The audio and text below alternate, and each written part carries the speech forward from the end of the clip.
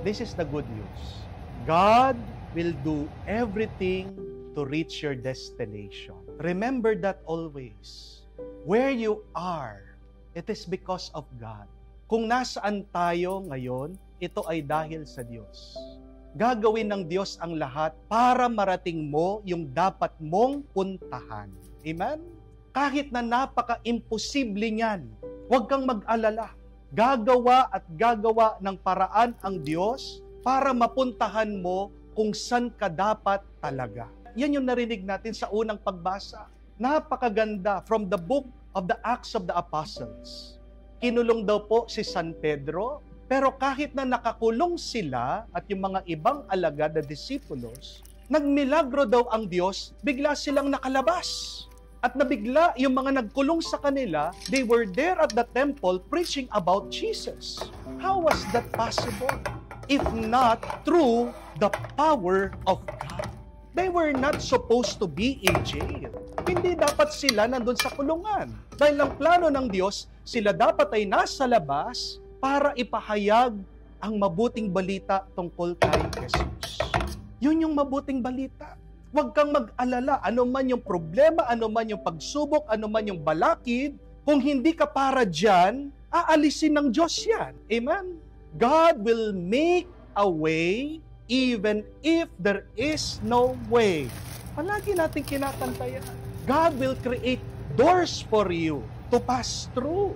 Kaya nga, hindi dapat tayo mag-alala. Hindi dapat tayo mangamba. Hindi dapat tayo malungkot.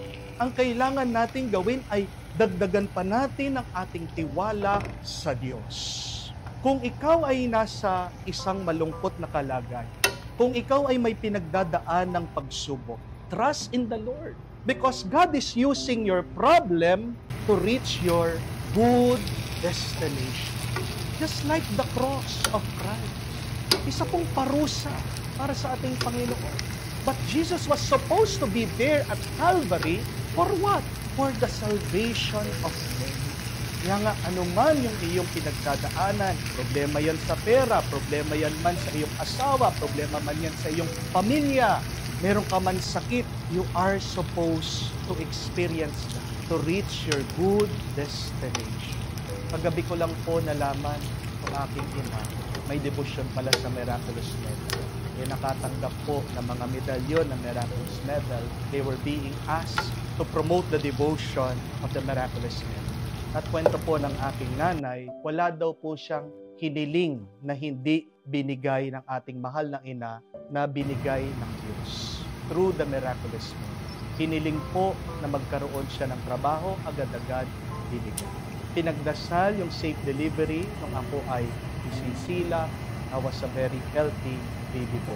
At alam ko po, nung ako ay nagpapari, palagi po akong pinagdarasal ng aking ina na ako ay makatapos. Kahit na marami pong temptation.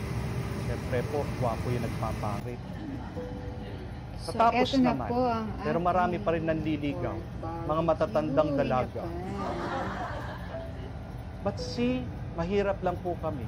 Pero who would ever thought that my mother who had this devotion to the Miraculous Medal to Mary would someday reach this destination. Hindi po namin pinlano to. Kahit nga po ako, I never dreamed in my life that I would reach here in Paris. But that is the good news. God will do everything so that you will reach where you are supposed to be. Kahit din po nung nandun tayo sa Lourdes, meron pong isang Pilipino din po doon.